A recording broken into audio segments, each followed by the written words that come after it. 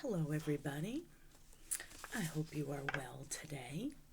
This month of February, this is our bonus lesson, which is getting out a little late because I had made another recording, which somehow got lost in all the things. So I have to redo my lesson, which is okay, which is all right. It's all good. I'm getting cozy. It's a cold day, wet and snowy and slushy, which has kind of been pretty accurate for February. Which we've been fortunate. We've been getting some snow this winter, which is nice. That's why I always love Valentine's coming in on February because it's a very, after January and February, it's a very cold, gray time of the year. All the holiday lights are down, and it seems like there's just no color in the world. But don't worry, because spring is coming. Underneath the snow, underneath the ground, all the flowers are getting ready to burst. The trees are getting ready to unleash their buds and their leaves for the spring. So, what a perfect time of the year, as I said, to do some beautiful, bright crafts for the month of love, February. It's also kind of a fun time. As Valentine's Day, we love to get chocolate and flowers, to do a little flower tutorial. There's no wrong way to draw flowers. I came across a great lesson plan on flowers for anyone who's not very confident, excuse me, in drawing flowers. So I'm going to do that for you. We're going to draw some simple flowers working on a very basic shape, the circle, and a little crescent moon and some spirals and maybe some dots. All you need for this lesson is just, and I'm going to use my favorite markers, some markers. You can use a pencil, you can use colored pencils, you can use crayons, you can use a permanent marker and or a pencil and watercolor. It's all good. It doesn't really matter. What you are going to need is a piece of paper.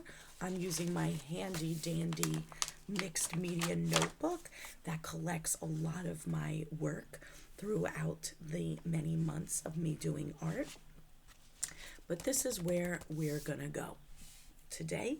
So let's get started to bring a little bit of color into this very gray world that we have in the Northeast in New Jersey. So let's get started. Doesn't matter how you hold your paper. I'm going to hold my landscape, okay, which is short and wide. Okay, this is portrait for those of you who remember. Usually it works very nice. As you can see, the shape of a face works well when we hold it tall and narrow, because that's kind of how our heads are shaped. We're going to just, doesn't really matter how you do it. I'm going to do it this way so I can more easily show you. Alrighty? But it's up to you. Doesn't matter. You could do it this way. You could do it this way. Doesn't matter. You want to use round paper. You want to do this on a paper plate. It's up to you. You're the artist. Go for it. Go nuts. In terms of materials and colors, it is up to you. I'm going to use a black marker to do the outlines of my shapes. So you can use a black marker, black Sharpie, crayon, pencil, whatever you have. We're going to use some wonderful colors.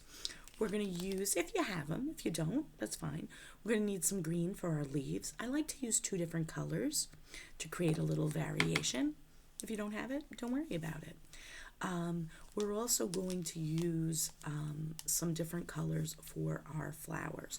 Red is going to be our main color. I'm going to add a little bit of pink and a little bit of kind of yellow to boost the color and give a little bit of highlight, give a little heat to our flowers. I'm also going to use a background. I want to use something that will make my red pop. So I want to use my green pops beautifully because they're complementary colors, but I'm going to use a nice soft blue. You can use any color or you can leave it plain. You want to use watercolors, all the better. Watercolors in the background will leave a really nice soft look. I'm going to go for more of a choppy kind of bold color, so I'm going to use a marker. Alrighty. So all you need to do to draw this project or to do this project is you just need to know how to draw a circle. We're going to draw circles in different sizes. If you are not great at drawing circles, you get nervous, go into your kitchen, get a plastic cup. You can get a cup, a glass, a mug. So make sure you don't have any coffee in it. A small plate, a little bowl, it doesn't matter. Something for you to trace the circle. I'm not really worried that my circles are perfect because roses really aren't. They're all different shapes. So I'm just going to freehand my circles, and that's okay. So, but it's up to you. If you feel more comfortable doing something more exact, go explore your kitchen, explore your recycling bin, find things, or your kitchen pantry, a can, anything you want that will give you a round shape to trace. Okay? So here we are. Here we are with our blank paper. Nothing more exciting and intimidating but a blank paper. So I'm going to draw 3 larger roses and 3 smaller roses. Doesn't matter how many you draw. You can draw as many as you like. They can all be small. They can all be big. You could just do 1. You could do 3. You could do 2. You could do whatever. Okay? So we're going to kind of randomly place them around. If you are doing a large one, maybe you do one right in the center. But I'm going to come a little off center. And I'm going to do a nice big circle. Okay? The birds approve. They're flying around my bird feeders. My circle's not perfect, and that's okay. I'm not worried about it. Okay? You can use a thin marker or a thicker marker. It's up to you. So we have one circle. Let's do another circle somewhere else. Okay? Okay? 1, 2. And let's do a third. These are my big circles. I'm leaving space around because I want to add some smaller roses. I also want to add some leaves. So on this one, my roses are probably a little bit bigger than my last one, but it's up to you. Okay? Then let's add some smaller roses. You can add a medium. It's kind of a medium. And you can add some small. Doesn't matter. Okay? The sizes are up to you. Okay. We're going to start with the roses and then we'll add the leaves afterwards. Okay. On our roses, we're going to do the same thing in each rose. You may change the directions of drawing some lines, but it's the basic same formula for each rose.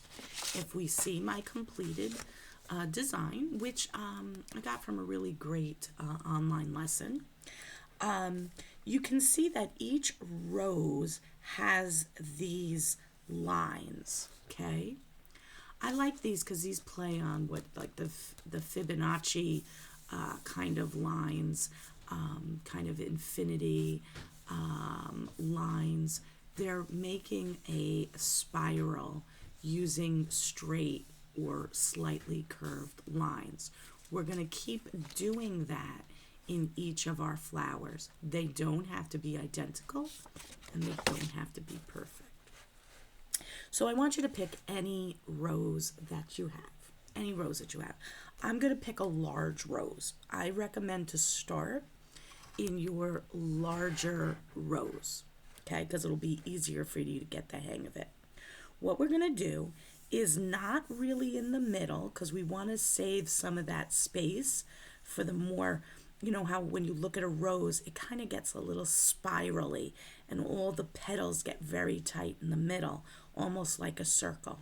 We're going to save that spot. So we're going to go off to the side a little bit and make a curved line. So it kind of looks like an eyeball. Okay. Yours can be anywhere you want. It does not matter if yours is in the same exact direction as mine. Okay.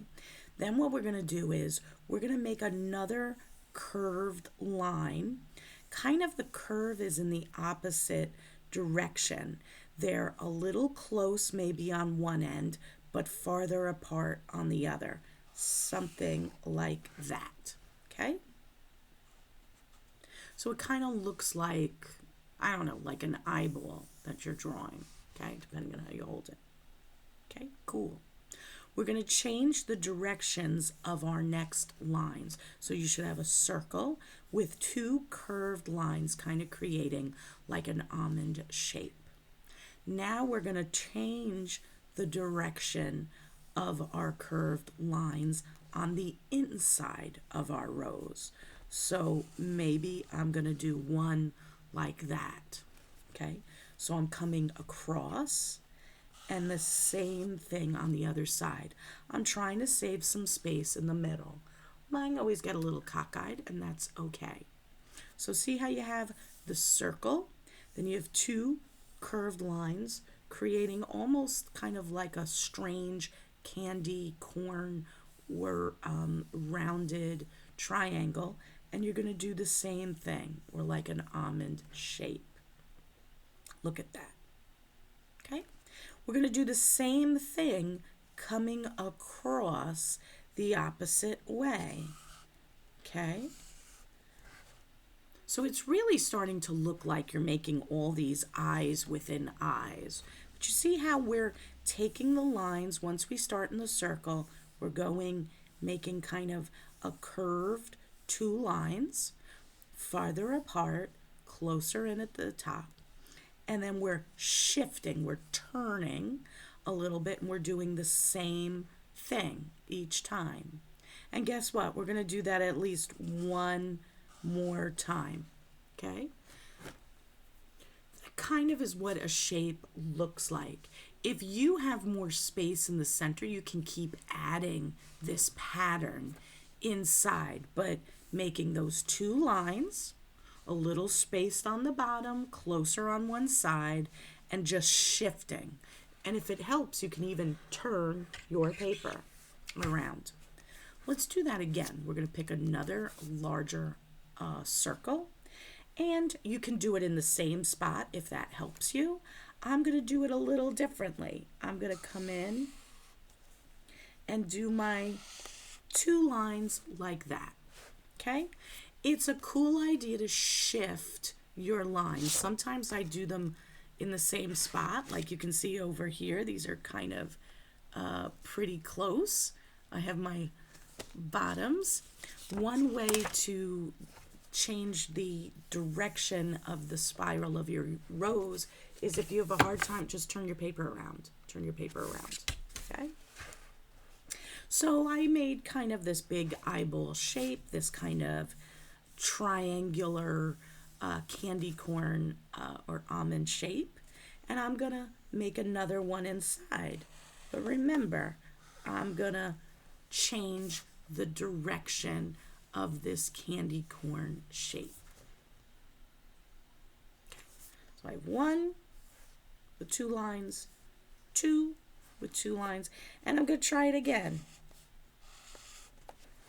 There we go. Kind of looks like weird eyeball. I did it again. And the last time I'm going to do it one more time. Okay? So I've got two roses. They look sort of similar. They're a little different. A little different. And let's do that one more time for my last large one. If you have all big ones, that's okay. Don't worry about it. So maybe I'll shift. This one's really big. Doesn't matter if they're perfectly, you know, the same shape or size each time. They won't be. Don't worry about it. Roses are each unique, just like people. Let's do it again. Let's shift where we make that candy corn shape. See, they're kind of like a rounded triangle or an almond or a candy corn. Candy corn. So we have the 1 with the 2 lines. We have 2 with the 2 lines, and let's do it again. Trying to make sure I'm keeping the center of the rose towards the center. Okay, like the open part. It's okay if it's not. Don't worry about it. Maybe your rose is on a different angle. This is very like looking straight down at it. And I'm going to do one more. Okay. Like I said, if you have more space and you want to add more in there, or you want to add with like a little circle, you can. It's all right. There we go. 1, 2, 3. Kind of look a little weird. They look like eyeballs. We have small ones. When we're working with the small ones, we're going to do the same thing. We're going to do the same thing.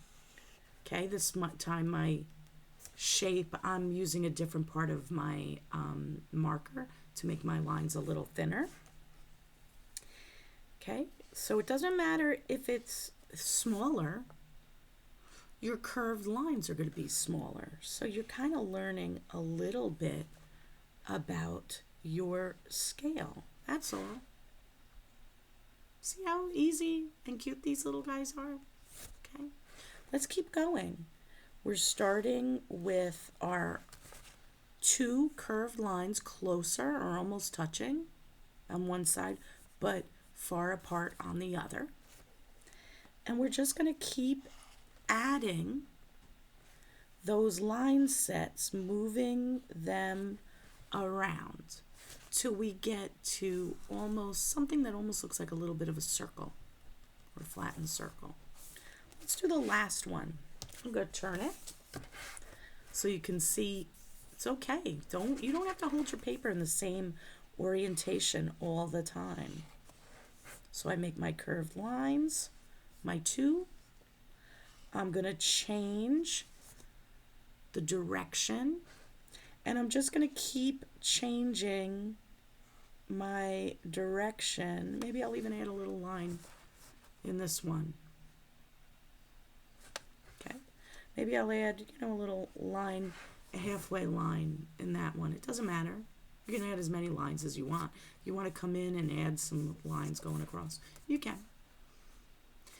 So now we have these very cute little flowers. Okay, you could end here and just focus on the flowers themselves. I think it needs a little pizzazz, so we're going to add and kind of practice. We're going to add some leaves to practice another shape. Okay, so here we are. We're going to add some leaves. We're going to practice lines and shape. Okay, so I want you to think about where you can add some leaves. Our leaves are a very basic, once again, kind of this crescent or seed or eyeball shaped almond, but yours can be rounder on one side and pointier on another, or they can be identical. So let's see where we've got some space. So the basic shape is coming out of the leaves, out of the flowers. So it's a very basic curved line with a curved line going the opposite direction. Okay. If you want, you can make, if you have a hard time making lines like that, you can make just a very flattened oval. So it's just one complete line. But I'm just kind of coming in and I'm making my shapes. Okay, maybe some are small, some are long. They can be touching your flowers if you want, or coming in behind. But I kind of like the idea that everything is kind of separate. And you can add as many as you want. And wherever you have space. You can have two very close. I'll do too close. It's whatever you like. To be perfect. Now you can leave your leaves just like this, or we can add some detail. We could add a line running through. See how I have some lines? Or you can leave them plain. I might leave a couple of plain. Okay, maybe I'll leave this guy plain. So maybe you leave some plain, you add some lines through. It doesn't matter. It's up to you. You can leave just like this, or you can go to another step. You can add even more lines to give it a little bit more pop or pizzazz. So maybe you have some lines going through on each side or just one side. I'm just making some lines. I'm going to do that to all the ones that have a line coming straight down. They can be very close together, or they can be very far apart. It's up to you. They can be diagonal. They can be straight across. And I got one more here. Oh, my cats are going wacky. So it's up to you. You can have a plain leaf. You can have a leaf with just a line, or you can have a leaf with a line and some additional little lines going across. It's up to you. The next thing we're going to do is let's add some nice little spirals like vines or stems. You can do them as straight lines. Okay, there's a straight line. And let me maybe make a straight line coming up across. You could do it as a straight line. You could do all straight lines. Or you can have a spiral line. It's up to you. And they can go wherever you want. Okay? Maybe I'll do a combination. Just to add a little bit more dimension. So you can do straight lines running across anywhere. They can be running behind your leaves or your roses. You can have curly cues, spiral lines. And the last thing you can do is, once in a while I like to do like little dots. Okay? I just like to add some little dots, like little mini buds or pollen, I don't know. Doesn't matter, you can put them anywhere you want. You can do, I like to work in odds, so I usually work in 3s or 5s, but it's up to you. Oop. Something that looks like this. Whatever you want. It's your drawing. Okay? This is with it with color. This is with it just plain. If you like it just like this, go for it. You can stop right there. I think black and white or whatever color you've used looks really cool. You could do a couple of different ideas that we'll explore when you're adding color.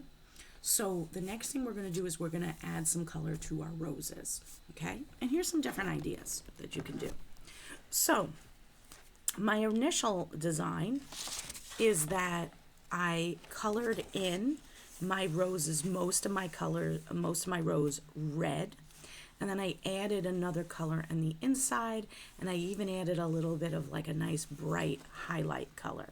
Okay, you can color in your roses completely one color. It's totally okay. Or one idea is if you outlined in black, you can kind of outline in red, and you can do this to all your roses. You can just outline it in red, and it looks very funky. That's a really cool way to do it if you want. Or you can kind of start to color in most of your space inside your rose, okay? So I'm coming in and I'm coloring in most of my rows. I'm going to leave a little bit plain. I'm going to leave a little bit plain. You could leave it just like this. So the idea is, if you want, you can outline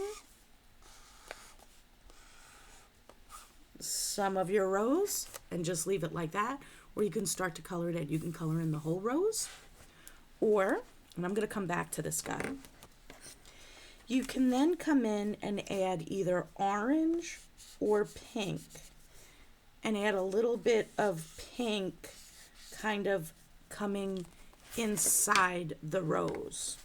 Okay, so I'm going to fill this one in now. So you had a chance. I like my Sharpies. I think this is a cherry. It smells so good.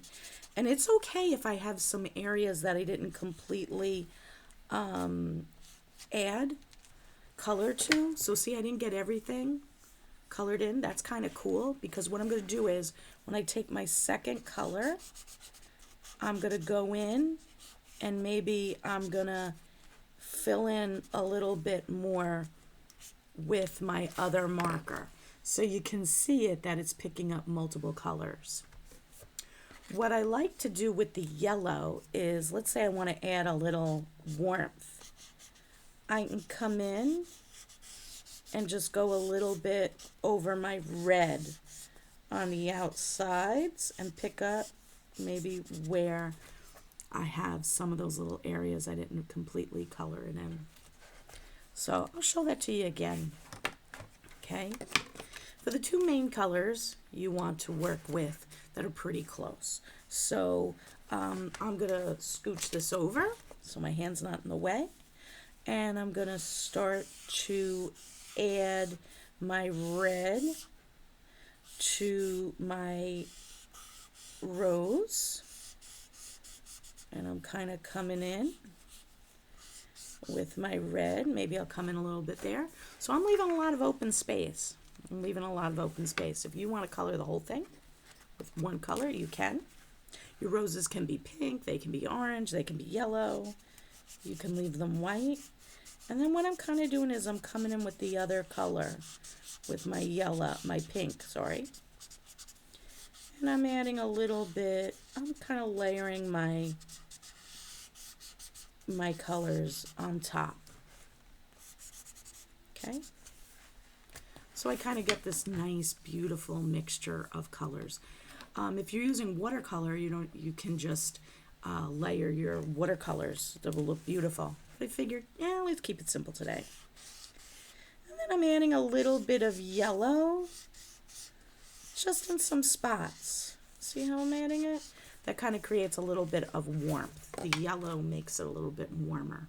So you're really getting almost 3 colors coming in here. Okay?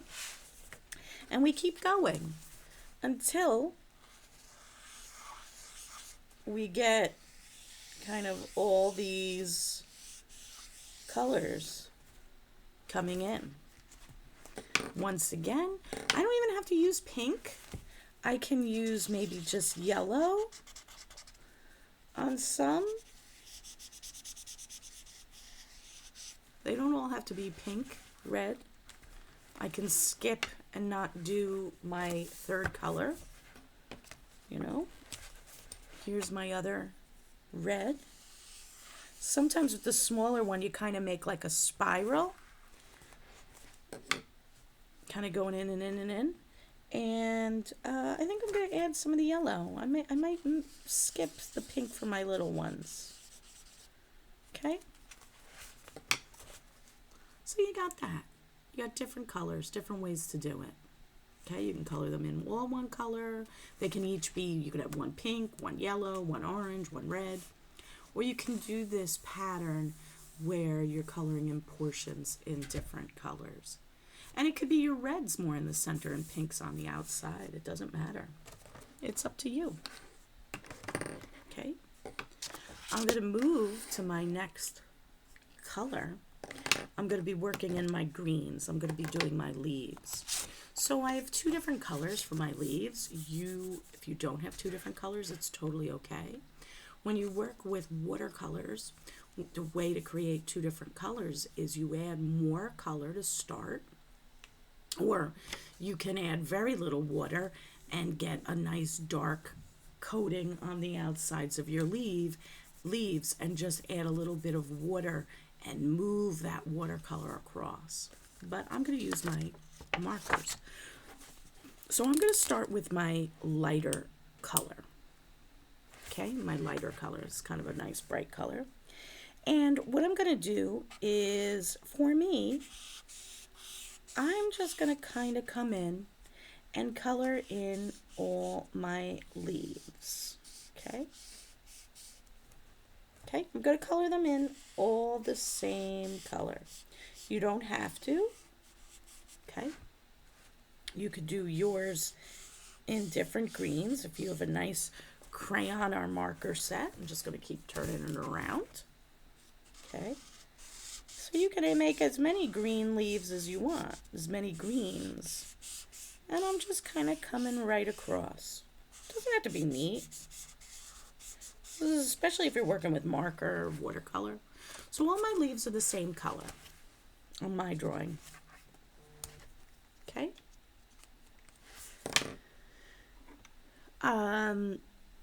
What we're going to do next is you can leave it just like that, or you can add some highlights to it. Add some highlights.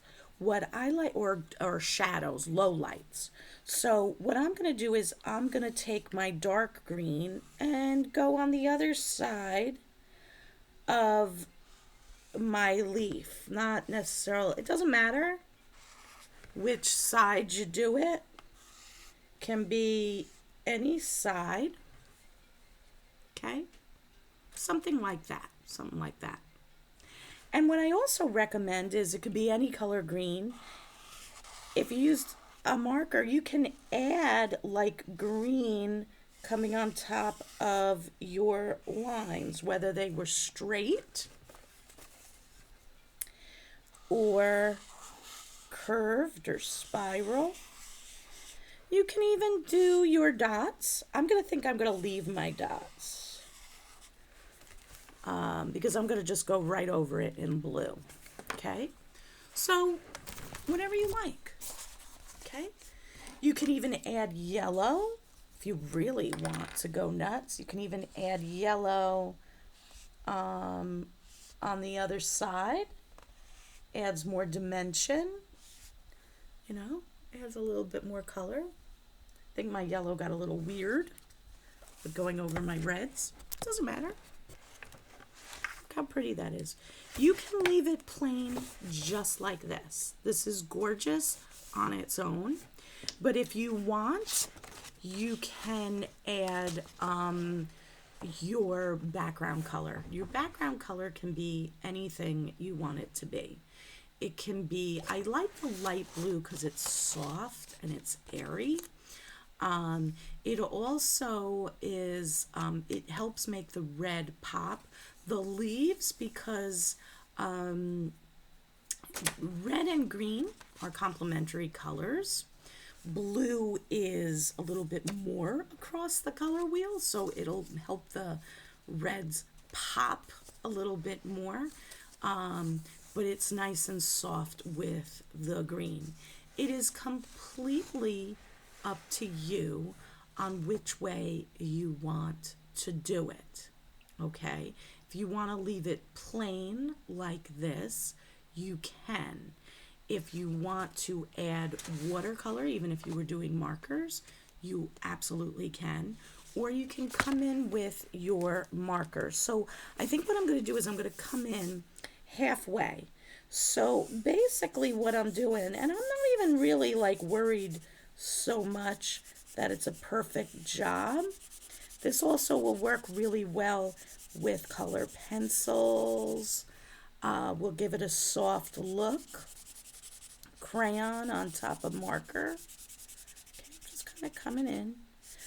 And I'm looking for a choppy kind of look. Doesn't have to be perfect. Just kind of going soft. And I don't mind if I'm using blue and I go right over my green lines. It adds a little depth to them. Okay, I'm not going over my other stuff because I don't want to mess with their color. See how it's coming in? And it's giving it a nice little soft look. It's completely up to you on how you want to do it. Okay, there's plain.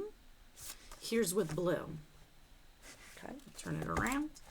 Blue, plain. Being that I've already kind of done half of it, I think I'm going to finish it. Okay. Okay. I don't mind going over blue in my lines and my dots. Because it kind of anchors the color a little bit. I think it dulls it. Gives a little different kind of feel. You don't have to go over that. I just don't want to go over my green leaves and my red roses because that'll change the color a little bit. It'll change them a bit. But my lines, I think that kind of makes them look kind of funky. Softens them. They're more in the background. So something like that. And that's it. You can go back and you saw those little dots we did. We can take either yellow, we can take our green if we want to add a little bit of green to our dots to add a little bit more highlight. You don't have to. I don't think it looks, bad if we just leave them in. You could skip the dots. You could add some yellow. Doesn't really matter. It's completely up to you. It's your drawing, your hearts.